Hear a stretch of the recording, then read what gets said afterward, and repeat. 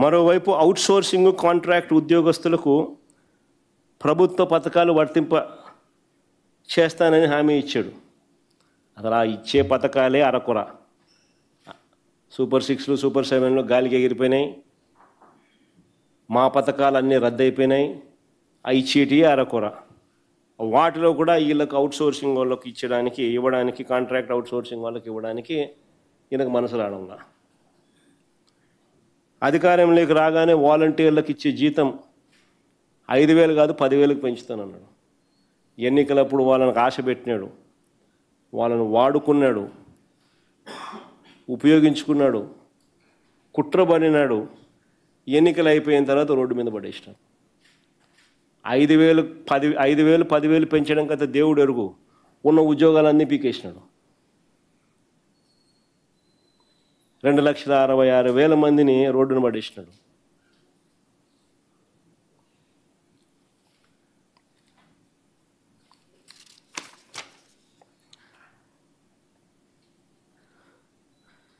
మేము అధికారంలోకి వచ్చిన వారం రోజుల్లోనే ఐఆర్ వారం రోజుల్లోనే ఉద్యోగస్తుల జీతాలు పెంచినాం ఐఆర్ ఇచ్చి. మే 30, 2019 ప్రమాణ స్వీకారం చేస్తే జూన్ 8న 27% ఐఆర్ ఇచ్చాం. ఐఆర్ ప్రకటించి జూలై 1 నుంచి అమలు చేశాం. అది ఉద్యోగస్తుల మీద మాకున్న కమిట్మెంట్. మా ప్రభుత్వం హయాంలో అధికారంలోకి వచ్చిన వెంటనే 52,000 మంది ఆర్టీసీ ఎంప్లాయీస్ని వాళ్ళు దశాబ్దాలుగా స్ట్రైకులు చేస్తున్నారు, ధర్నాలు చేస్తూ ఉన్నారు, రోడ్డును ఎక్కుతున్నారు, ఎవడు పట్టించుకునేవాడు లేడు. అధికారంలోకి వచ్చిన వెంటనే 52,000 మంది ఆర్టీసీ ఎంప్లాయీస్ని రెగ్యులరైజ్ చేసినాం. వాళ్ళందరినీ గవర్నమెంట్ ఎంప్లాయీస్గా రెగ్యులరైజ్ చేసినాం.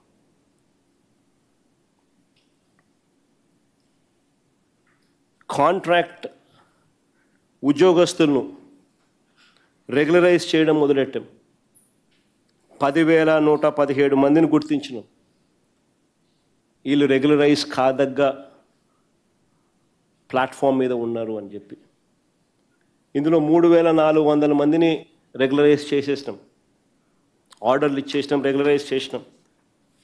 మిగిలిన వారికి అన్ని ప్రక్రియలు పూర్తి చేసి రెడీగా ఉన్నా కూడా ఎలక్షన్ కోడ్ వల్ల, ఎలక్షన్ల వల్ల మేము చేయలేకపోయినది. అన్నీ రెడీగా ఉన్న చంద్రబాబు నాయుడు ఇప్పుడు చేయడం.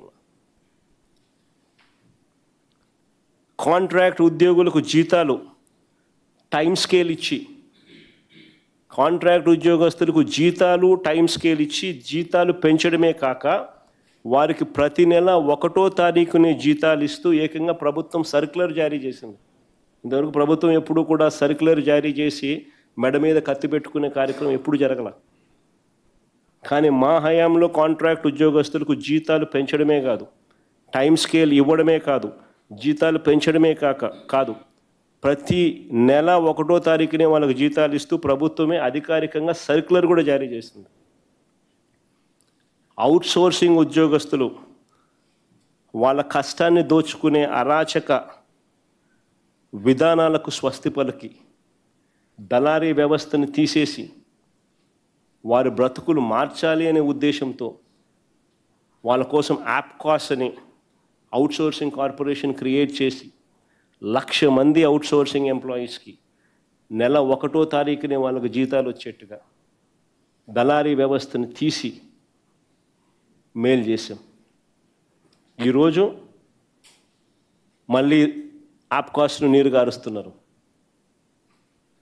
గుడులలో కూడా చివరికి భాస్కర్ నాయుడు అనే చంద్రబాబు నాయుడు మందులు శానిటేషన్ కాంట్రాక్టులు కూడా వీళ్ళే తీసుకుంటున్నారు. ఇప్పుడు కనుక్కోండి భాస్కర్ నాయుడు ఎవరని. చంద్రబాబు నాయుడు బంధువు. గుళ్ళల్లో శానిటేషన్ వర్కులు కూడా ఆప్కాస్కి ఇవ్వాల్సినవి నలుగురు బాగుపడతారనే అనే పరిస్థితి నుంచి పోయి వీళ్ళే తీసుకోవడం. మేము అధికారంలోకి వచ్చిన వెంటనే అవుట్సోర్సింగ్ కాంట్రాక్ట్ పద్ధతిలో పనిచేస్తున్న వాళ్ళందరి జీతాలు మేము అధికారంలోకి రాకమునుపు వాళ్ళ జీతాలు 1,100 కోట్ల రూపాయలు ఉంటే మేము అధికారంలోకి వచ్చిన వెంటనే 3,300 కోట్ల రూపాయలు చేసాం. సంవత్సరానికి అయ్యే ఖర్చు. మేము అధికారంలోకి రాకమునుపు వాళ్ళ జీతాల ఖర్చు చంద్రబాబు నాయుడు గవర్నమెంట్లో 1,100 కోట్లు ఉంటే మా గవర్నమెంట్ అధికారంలోకి వచ్చిన వెంటనే ఇది కూడా మళ్ళీ ఢిల్లీ కూడా లేదు, వెంటనే 3,300 కోట్లకు పెంచాం. కానీ ఇప్పుడు చంద్రబాబు నాయుడు సచివాలయాల్లో ఉన్న ఉద్యోగుల వల్ల, ఆర్టీసీ ఎంప్లాయీస్ విలీనం వల్ల, ఆప్కాస్ వల్ల జీతాలు ఇవ్వడం కష్టంగా ఉందని చెప్పి కొత్త స్టోరీలు చెప్తా ఉన్నాడు. అంటే దాని అర్థం ఏంది? 50,000 మంది ఆర్టీసీ ఉద్యోగుల మీద కన్నుబడింది, 1,00,000 మందికి పైగా ఉన్న ఆప్కాస్ ఉద్యోగస్తుల మీద కన్నుబడింది, దాదాపుగా 1,35,000 మంది పైచులుకున్న సచివాలయం ఉద్యోగస్తుల మీద కన్నుబడింది. ఒకసారి వీళ్ళని క్లీన్ చేసేసినాడు అని అంటే తర్వాత మిగిలిన వాళ్ళని కూడా స్లోగా క్లీన్ చేయొచ్చు అన్నది ఈయన దృక్పథం.